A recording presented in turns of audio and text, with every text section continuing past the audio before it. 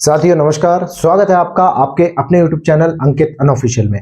दोस्तों आज हम लोग बात करने वाले हैं इलाहाबाद हाई कोर्ट की आरओ एआरओ की जो वैकेंसी के लास्ट ईयर के पेपर्स थे और अब जो आगामी आने वाली भर्ती है उसके पेपर्स, उनमें सब्जेक्ट जो है कितने कितने मार्क्स के आरओ और एआरओ में सेपरेट सेपरेट आते हैं।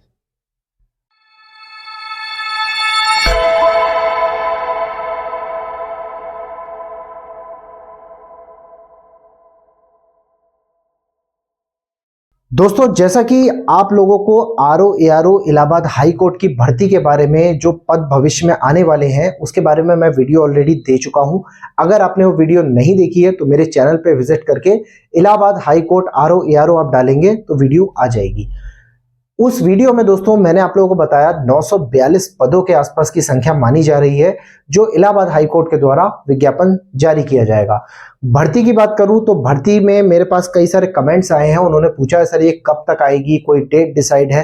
तो दोस्तों मैं ये कहना चाहूंगा कि उसकी अभी कोई प्रॉपर डेट नहीं है, लेकिन जैसे ही लोकसभा चुनाव 2024 का समापन होगा उसके बाद ये वैकेंसी आप लोगों को देखने के लिए मिलेगी। कुछ लोगों ने दोस्तों मुझसे कमेंट्स में यह भी पूछा था कि सर इसके सिलेबस के बारे में क्या क्या आप बता सकते हैं या इसके सिलेबस में क्या क्या क्वेश्चंस आ सकते हैं, टोटल इसके अलग अलग सब्जेक्ट के हिसाब से आप मार्क्स हमें बताइए। तो उन्हीं लोगों की डिमांड पे ये स्पेशल वीडियो में लाया हूं जिसमें आप लोग देख रहे होंगे ये सारे सब्जेक्ट्स और सब कुछ मैंने लिख रखा है, कौन से कितने मार्क्स का आता है।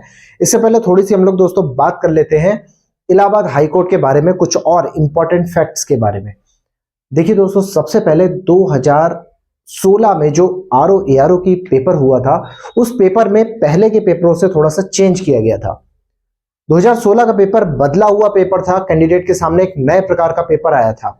उसके बाद इलाहाबाद हाईकोर्ट के द्वारा 2019 में पेपर को दोबारा चेंज किया गया। 2019 में जो पेपर चेंज किया गया उसमें भी हाईकोर्ट सेटिस्फाइड नहीं रहा। उसके बाद 2021 में इलाहाबाद हाईकोर्ट ने पेपर में फिर से चेंज किया। तो ये 3 बार पेपर में लगातार चेंज हो चुके हैं। तो इस बार जो 2024 में पेपर आने वाला है वो 2021 के बिहाफ पे जो चेंजेस हुए थे वही पेपर आएगा। 2024 का पेपर इस बार जो आएगा दोस्तों उसमें कुछ इंपॉर्टेंट और चीजें हैं। जैसे कि आज तक आप लोगों को पता था इलाहाबाद हाईकोर्ट का पेपर, जैसा दोस्तों मैं सब कुछ बता चुका हूं ये ऑलरेडी पिछली वीडियो में, लेकिन फिर से मैं एक बार फिर से बता देता हूं आप लोगों को। अगर आप लोगों को पूरी उस वीडियो के बारे में जानना है तो आप एक बार देख लीजिएगा, बाकी इसमें भी थोड़ा सा मैं बता देता हूं। 2024 में इलाहाबाद हाईकोर्ट का जो पेपर होगा उस पेपर में नेगेटिव मार्किंग की अगर मैं बात करूं तो अभी तक जो पहले पेपर होता था उसमें नेगेटिव मार्किंग नहीं होती थी, लेकिन इस बार नेगेटिव मार्किंग के चांस हैं। चांस इसलिए हैं दोस्तों क्योंकि यूपीपीएससी का कैंडिडेट जो भी होता है वो सब आरओ एआरओ की जो प्रिपरेशन कर रहा है, जब वो इलाहाबाद हाईकोर्ट के पेपर में आएगा तो 90% सिलेक्शन वो ले जाता है। वो इसलिए ले जाता है क्योंकि यूपीपीएससी का थोड़ा सा लेवल आरओ एआरओ के लेवल से ऊपर होता है। लेकिन मैं यहाँ पे यूपीपीसीएस की बात नहीं कर रहा हूं, मैं बात कर रहा हूं यूपीपीएससी के थ्रू जो आरओ एआरओ की वैकेंसीज आती हैं उसके कैंडिडेट की बात कर रहा हूं, क्योंकि वो लोग प्रिपरेशन कर रहे हैं, वो वाली वैकेंसी नहीं आएगी। इलाहाबाद हाईकोर्ट की आने वाली है तो वो कैंडिडेट मैक्सिमम बिल्कुल तैयार है, और तैयार कैंडिडेट जब उसी पेपर के समकक्ष दूसरे पेपर में आएगा तो जाहिर सी बात है दोस्तों, क्योंकि इसमें पेपर इलाहाबाद हाईकोर्ट का जो पेपर होता है आरओ एआरओ का उसका स्तर थोड़ा सा डाउन होता है, मतलब हल्का होता है, लेकिन यूपीपीएससी के थ्रू जो आरओ एआरओ आता है वो थोड़ा सा अपग्रेडेड पेपर होता है।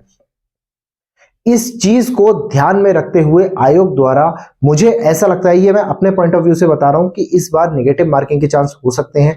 साथ ही साथ आरओ एआरओ इलाहाबाद हाईकोर्ट द्वारा जो आयोजित होगा वो पेपर का लेवल भी थोड़ा सा अप हो सकता है, मतलब थोड़ा सा स्तर बढ़ सकता है।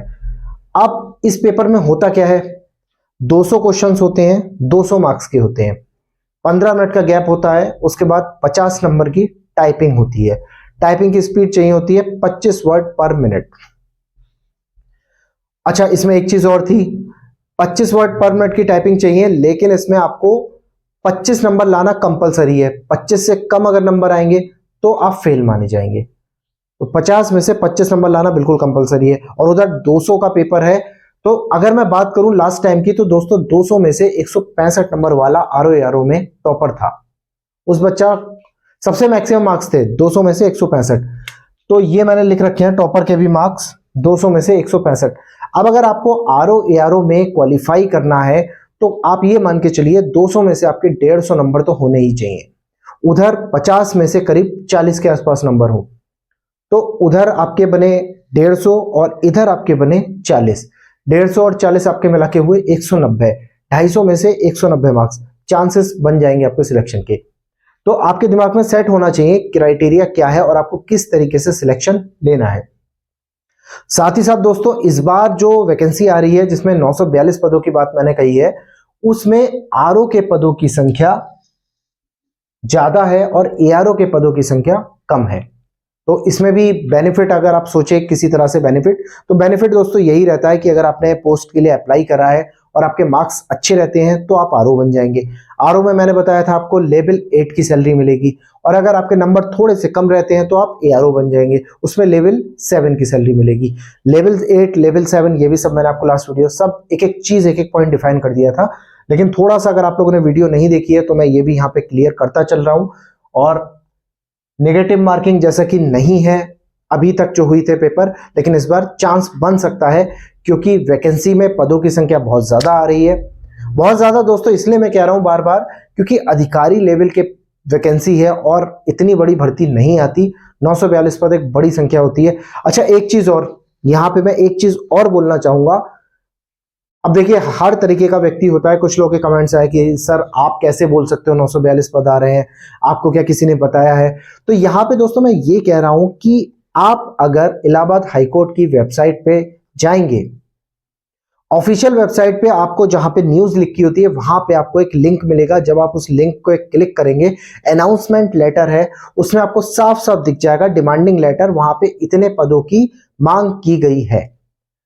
अब जब इतने पदों की मांग है तो इस पदों को फिल करने के लिए वैकेंसी के अलावा आप मुझे बताइए और कौन सा तरीका हो सकता है?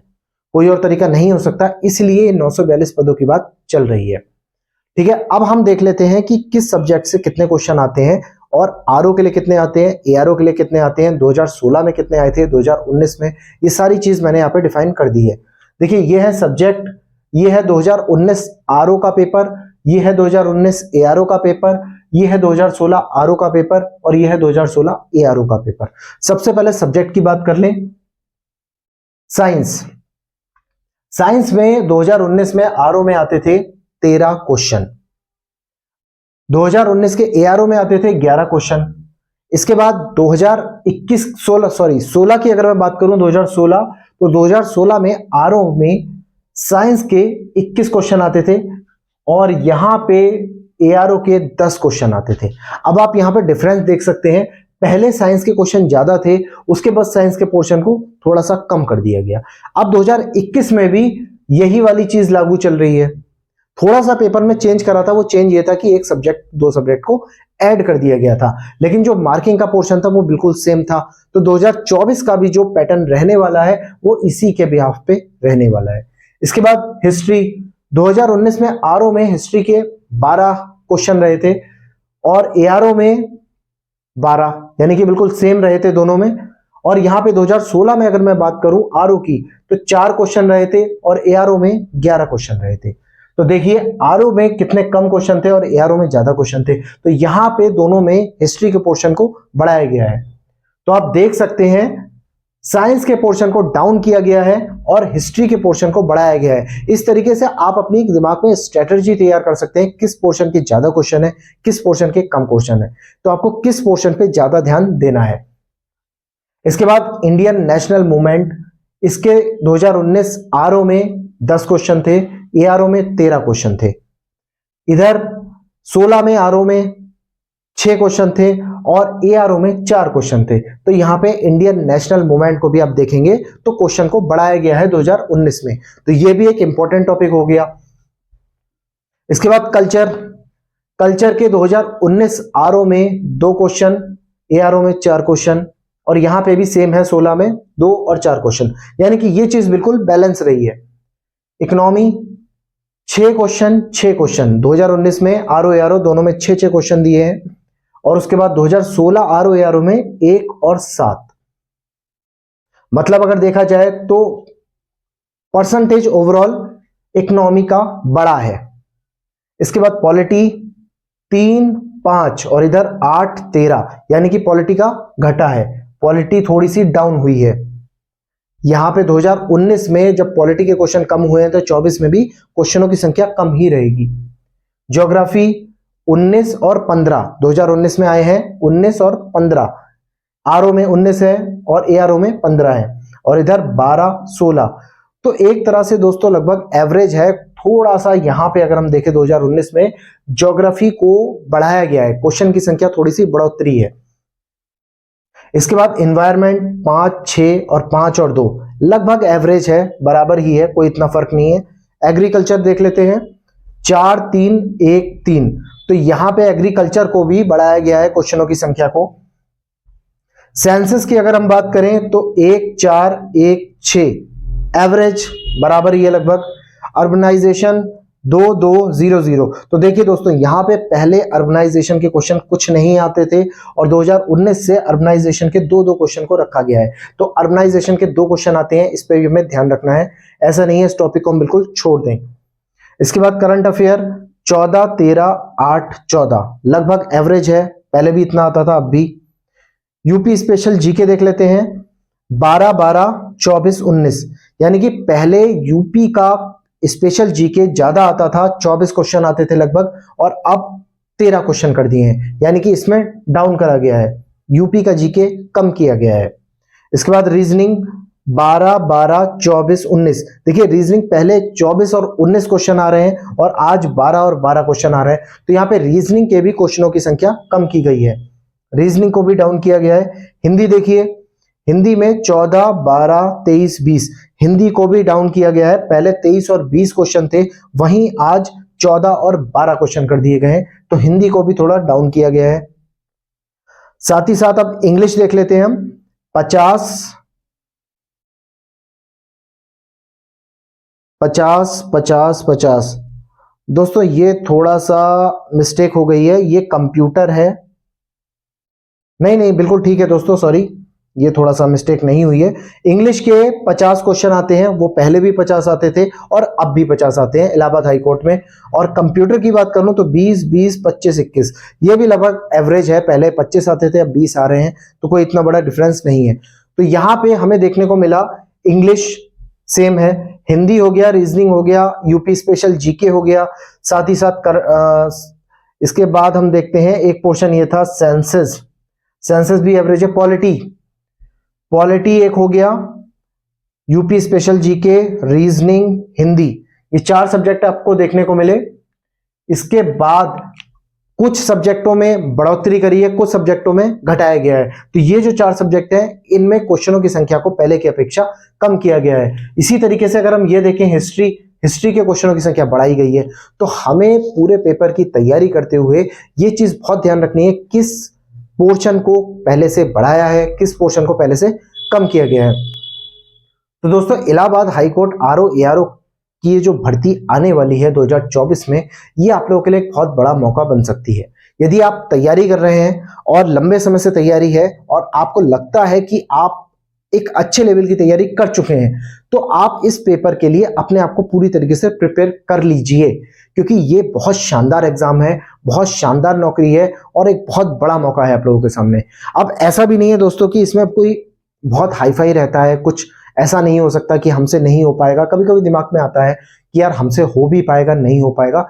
तो देखिए 200 नंबर का दोस्तों ये पेपर है, 50 नंबर की टाइपिंग है, इसके अलावा इसमें कुछ नहीं है, कोई इंटरव्यू नहीं है, कोई मेंस नहीं है, कोई भी दुनियादारी की दिक्कत नहीं है। 200 नंबर में से जहां आपके 150 प्लस मार्क्स आ गए और उधर 50 नंबर की टाइपिंग में आपने 40 नंबर ले आए, आपका सिलेक्शन कोई भी नहीं रोक सकता। तो मेरी आप लोगों के साथ बहुत सारी शुभकामनाएं हैं, विशेष है कि आप अगर इसकी अच्छे से तैयारी कर रहे हैं तो आप इसमें जरूर सफल होंगे।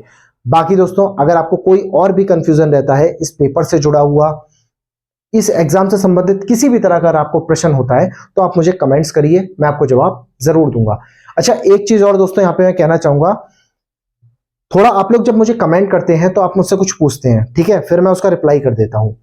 उसके बाद यदि आपको कोई और समस्या रहती है तो मेरे कमेंट्स में नीचे रिप्लाई में क्लिक मत किया करिए आप, क्योंकि आप उस पर जब रिप्लाई करते हैं तो वो कमेंट्स में जाने के बाद बहुत नीचे शो होता है। आप मुझे न्यू कमेंट कर दिया करिए, क्योंकि जब आप न्यू कमेंट करते हैं तो वो डायरेक्ट मेरे फोन में नोटिफिकेशन आता है। अब वो डायरेक्ट जब नोटिफिकेशन आता है तो मैं डायरेक्ट उसको देख लेता हूं और मुझे पता चल जाता है किसी ने मुझे कमेंट करा है।